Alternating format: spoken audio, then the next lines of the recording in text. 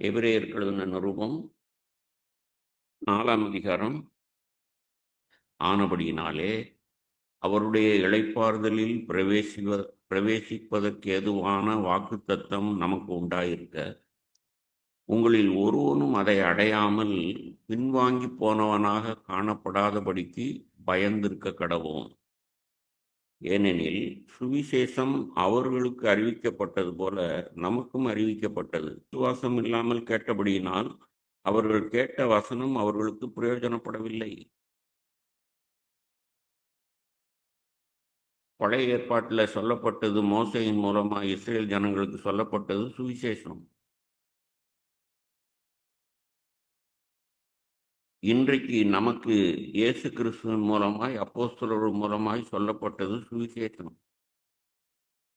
ஆனா வீழ்ச்சியுற்ற மனிதர்களாகிய நமக்கு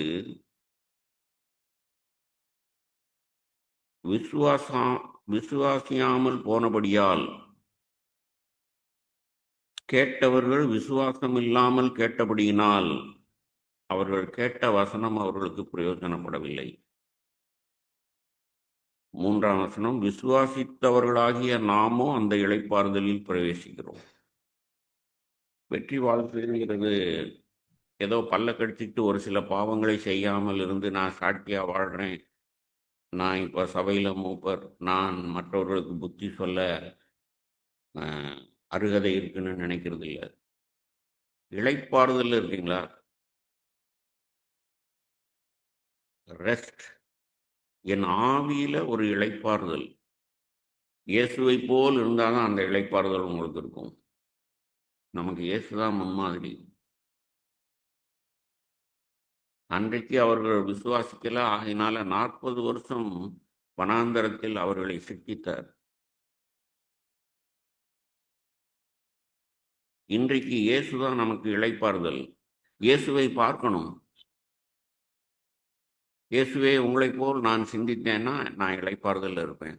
உங்களை போல நான் ஒன்றை விரும்பினேன்னா அது எனக்கு இளைப்பாறுதலாக இருக்கும்.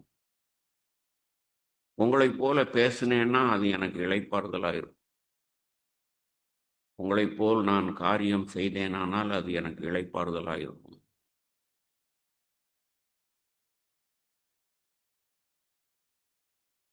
அவர்கள் விசுவாசிக்கல, அது அவங்களுக்கு பிரயோஜனப்படலை. நான் விசுவாசிக்கலைனாலும் அது எனக்கு பிரயோஜனப்படாது.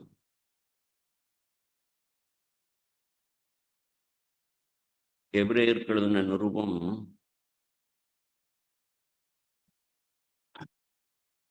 5ஆம் அதிகாரம் 5ஆம் வசனத்துல, அந்தப்படியே கிறிஸ்துவும் பிரதான ஆசாரியராகிறதற்கு தம்மை தாமே உயர்த்தவில்லை. நீர் என்னுடைய குமாரன், இன்று நான் உம்மை ஜனிப்பித்தேன் என்று அவரோடே சொன்னவரே அவரை உயர்த்தினார். இன்று நான் உம்மை ஜனிப்பித்தேன்.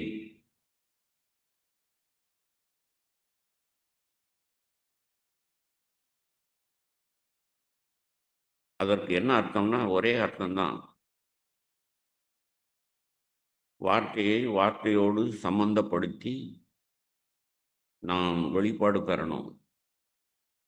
ஜனிப்பித்தல்ங்கிறது இயேசு அவர் பிறந்ததை குறித்தோ அவருடைய மனுஷிக உடலை குறித்தோ அங்கே பேசப்படவில்லை. ஜனிப்பித்தேன் அப்படின்னா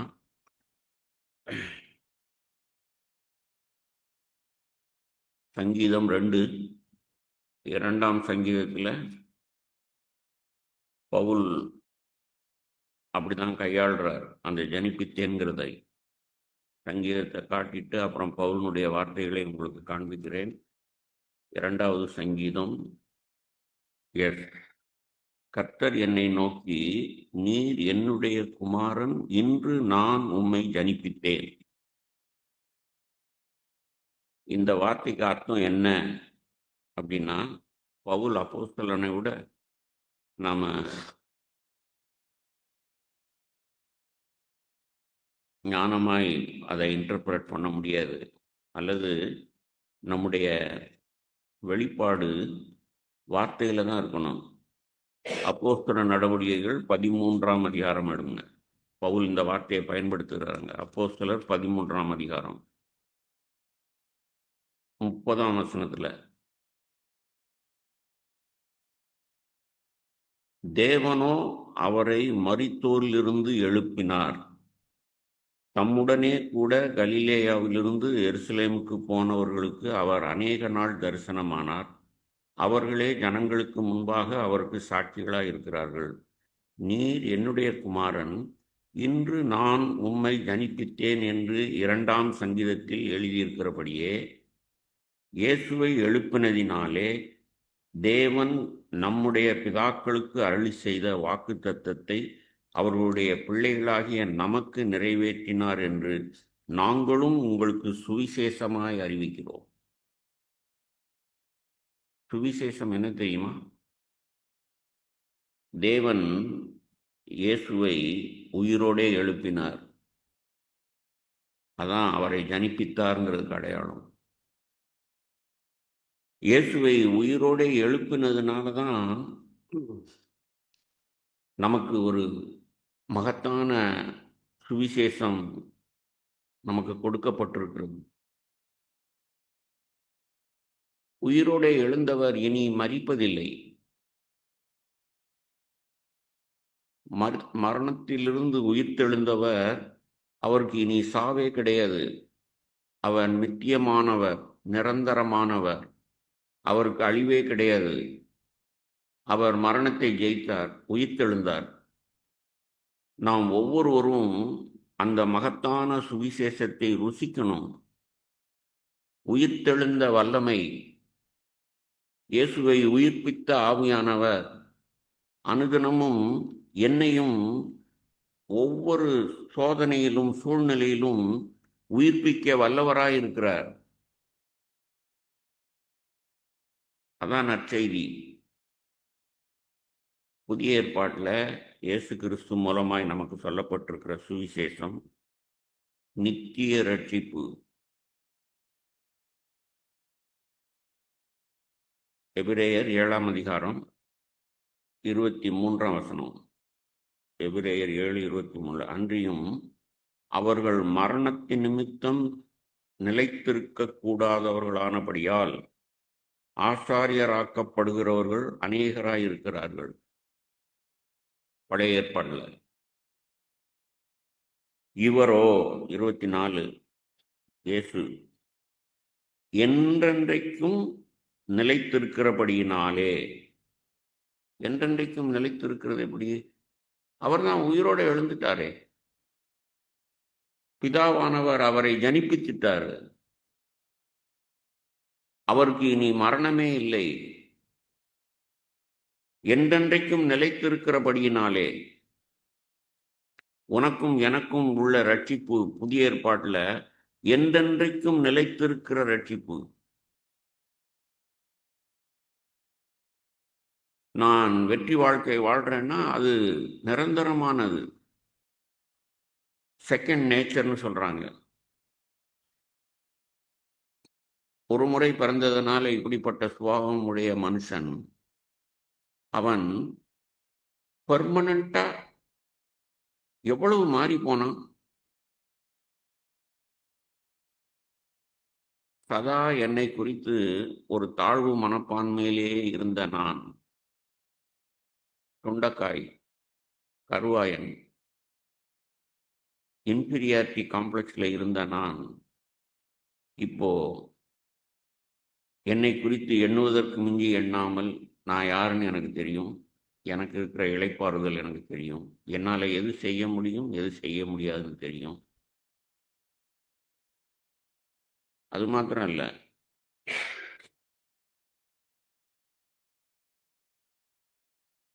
இவரோ என்றென்றைக்கும் நிலைத்திருக்கிறபடியினாலே, உயிர்த்தெழுந்ததினாலே மாறி போகாத ஆசாரியத்துவம் உள்ளவராயிருக்கிறார். 25, மேலும் தமது மூலமாய் தேவனிடத்தில் சேருகிறவர்களுக்காக வேண்டுதல் செய்யும்படிக்கு அவர் எப்பொழுதும் உயிரோடு இருக்கிறவராகையால் அவர்களை முற்றுமுடிய ரட்சிக்க வல்லமையுள்ளவராயிருக்கிறார். எவ்வளவு உற்சாகமான வார்த்தை இது! இதுல தான் நான் நிற்கிறேன். என்னுடைய ரட்சிப்பு எந்த மனுஷனுடைய தயவிலும் இல்லை.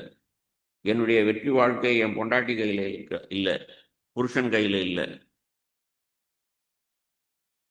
எவ்வளவு மதியீனமாய் நாம் மற்றவர்களை வெற்றி வாழ்க்கைக்கு உதவிக்கு கூப்பிடுறோம். இயேசு வாழ்ந்த வாழ்க்கையாது.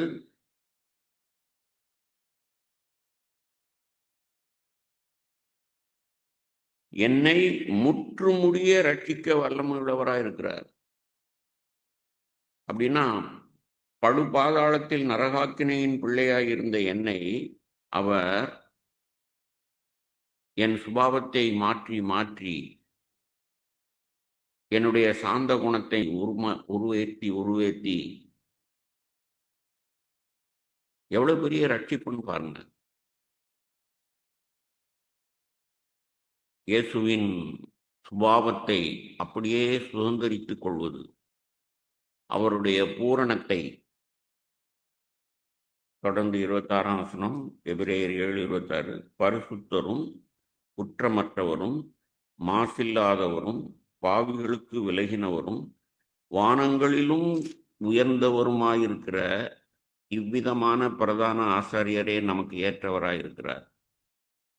அவர் பிரதான ஆசாரியர்களைப் போல முன்பு சொந்த பாவங்களுக்காகவும் பின்பு ஜனங்களுடைய பாவங்களுக்காகவும் நாடோறும் பலியிட வேண்டியதில்லை. ஏனெனில் தம்மை தாமே பலியிட்டதினாலே இதை ஒரே தரம் செய்து முடித்தார். இந்த ஒரே தரம்ங்கிற வார்த்தையையும் இன்றைக்கு சின்ன பிள்ளைத்தனமா சிலுவையிலே அவர் ஒரே தரம் பலியிட்டதுனால நாம பாவ மன்னிப்பு பெற்றோம், பரிசுத்தம் ஆயிட்டோம், நேர பறந்து போக வேண்டியதான். இயேசுனுடைய வாழ்க்கைக்கும் நமக்கும் சம்பந்தமே இருக்காது. எவ்வளவு பெரிய பித்தலாட்டம், எவ்வளவு பெரிய வஞ்சனை!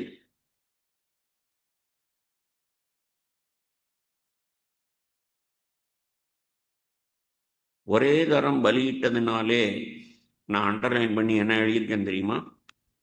ஒரே தரம்ங்கிறது ஃப்ரம் கன்செப்ஷன் டு ரிசரக்ஷன். யாக்கோபு எப்படி தன்னுடைய அண்ணனுடைய இயேசுனுடைய வாழ்க்கையை பார்த்தாரோ 30 வருஷம், அதே போல ஆவியானவர் நம்ம ஒவ்வொருவருக்கும் இயேசுனுடைய வாழ்க்கையை அவர் தாயின் கருவிலே மரியாளின் வயிற்றிலிருந்து வெளிவந்தது முதல் அவர் வாழ்ந்த விசுவாச வாழ்க்கை, நம்முடைய விசுவாசத்தை துவக்கி முடித்த அவருடைய வாழ்க்கை, கடைசியில் எல்லாம் முடிந்ததுன்னு சிலுவையிலே அவர் தன் ஆவியை பிதாவினிடத்தில் ஒப்புவித்த வாழ்க்கை, அதுதாங்க ஒரே தரம்னு எழுதியிருக்கு. மடத்தனமா சும்மா ஒரே தரம்னா சிலுவையிலே அவர் மரித்தார், ஆகினால பாவ மன்னிப்பு பெற்றாச்சு, பரிசுத்தமாகியாச்சு, பறந்து போக வேண்டியதுதான். விழித்துக் கொள்ளுங்கள், வார்த்தையை தியானித்து வெளிச்சம் பெறுங்கள். From conception to resurrection. என்னை போல ஒரு ஸ்திரீயின் வித்திலே வந்தவர், என்னை போல சோதிக்கப்பட்டவர், அவர்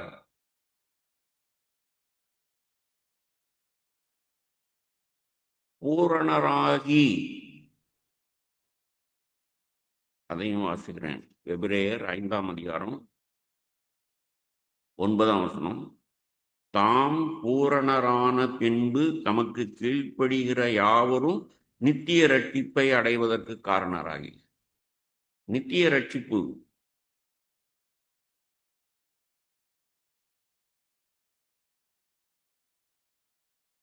இயேசு கிறிஸ்து நமக்கு கொடுக்கிற ரட்சிப்பு நித்திய ரட்சிப்பு, நித்தியமான தேவனோடு வலது பார்சத்தில் அமர்கிற ரட்சிப்பு.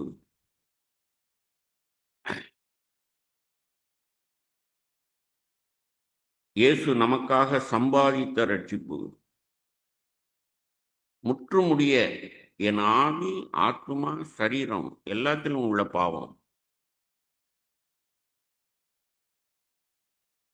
ஒழிந்து கொண்டிருக்கிற பாவங்கள் நாம் மாத்திரம் விசுவாசித்தோம் சொன்னா இயேசுவை போல் மாறிக்கொண்டே இருப்போம். அவருடைய சுபாவம், அவர் பூரணரான பின்பு தமக்கு கீழ்ப்படுகிற யாவருக்கும் முடிவாய் கீழ்ப்படிதல் தேவன் நமக்கு செய்திருக்கிற ரட்சிப்பு, இதுக்கும் முரண்பாடே கிடையாது. சகலமும் ஈவு, இரக்கம், பாவ மன்னிப்பு, பாவத்தின் மேல் ஜெயம், பரிசுத்தமாகுதல், கடைசியில இந்த சரீரம் மீட்பு, அது கூட அவருடைய இரக்கத்துக்காக காத்திருக்கிறோம்னு யூதா சொல்றார். இன்னொரு சகோதரன், இயேசுனுடைய சகோதரன். நீயும் நானும் ரட்சிப்பை சம்பாதிக்க முடியாது, ஈவாய் பெற்றுக்கொள்ளணும், பாவ மன்னிப்பை பெறணும். அதே போல விசுவாசித்தால் பாவத்தின் மேல் ஜெயம் எனக்கு கொடுக்கப்படும். இயேசுவை போல் இளைப்பாறுதலில் இருக்க முடியும். இயேசுவை போல நான் மாறிக்கொண்டே இருப்பேன். கடைசியில என் கூட வர்றது என்ன தெரியுமா? நான் மரித்து நித்தியத்திலே பிரவேசிக்கும் போது என் கூட வர்றது, நான் எவ்வளவாய் இயேசுவை போல் மாறியிருக்கிறேனோ அது மட்டும்தான் என்னோடு அழியாமல் நித்தியமாய் நிரந்தரமாய் என்னோடு வரும். காதுள்ளவர்கள் கேட்க கடவுள். இதை விளங்கிட்டோம்னா தான் நாம் சோர்ந்து போகாமல் இருப்போம். எதை குறித்தும் மேன்மை பாராட்ட மாட்டோம். மனுஷர்கள் நம்மளை வாழ்த்தினாலும் தூற்றினாலும் அசைக்கப்படாமல் இருப்போம். வார்த்தையிலே வெளிப்பாடு பெற்றிருப்போம். இயேசுவை உயிர்ப்பித்தவர் நம்மையும் உயிர்ப்பிப்பார். அனுதின வாழ்க்கையிலே உயிர்ப்பிப்பார். அற்புதமும் அடையாளமாய் இருப்போம். நாம் மாத்திரமல்ல, நம்முடைய சந்ததி, நம்முடைய பிள்ளையின் பிள்ளைகளும்.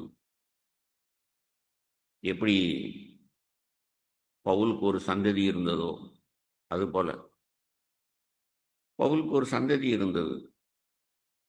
தீமோத்தி, தீத்து, எப்பாப்பிராத்து, அதுபோல நமக்கு ஒரு சந்ததி இருக்கும். அதான் எனக்கு உற்சாகமா இருக்கு.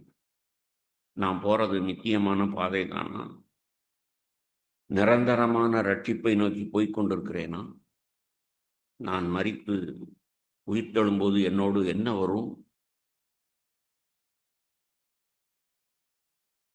எனக்கெல்லாம் எந்த சபையிலையும் மூப்பராக இருக்கக்கூடிய அவா இல்லை. யாரையும் ஆளுகை செய்கிற ஆசை இல்லை.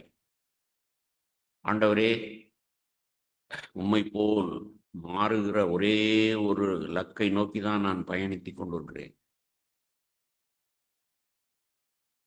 அதிலே சாகும் வரை உண்மையா இருக்க என்னை ஒப்பு கொடுக்கிறேன். இப்படிதான் ஒப்பு கொடுத்திருக்கிறேன்.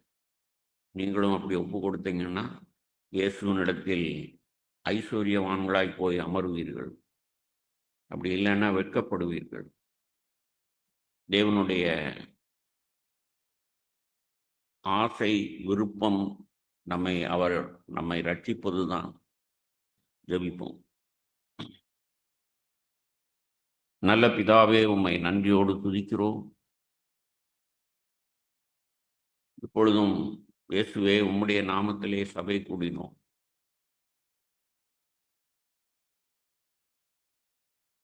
உம்முடைய வார்த்தைகளை நாங்கள் தியானித்தோம்.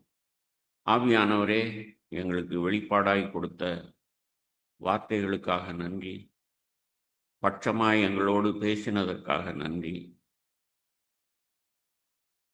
எங்கள் அக்கிரமத்தில் எங்களை விட்டுவிடாதிரும். உணர்வுள்ள இருதயத்தை தாரும். ஆவியானவரே, எங்களை ஆளுகை செய்யும். நாசியிலே சுவாசம் இருக்கும் வரைக்கும் நாங்கள் உம்மை தேட உதவி செய்யுங்கள். உம்மை அண்டிக் கொள்ள உதவி செய்யுங்கள். உம்மை விசுவாசிக்க எங்களை ஒப்புக் கொடுக்கிறோம். இயேசுவே, உம்மை போல் எங்களை மாற்றும். உம்முடைய சுபாவத்தினால் எங்களை நிரப்பும். நித்திய ரட்சிப்பை கட்டளையிடும். நிரந்தரமான ரட்சிப்பை எங்களுக்கு கட்டளையிடும். இயேசுவின் நாமத்தில் ஜெபிக்கிறோம் நல்ல பிதாவே. ஆமென்.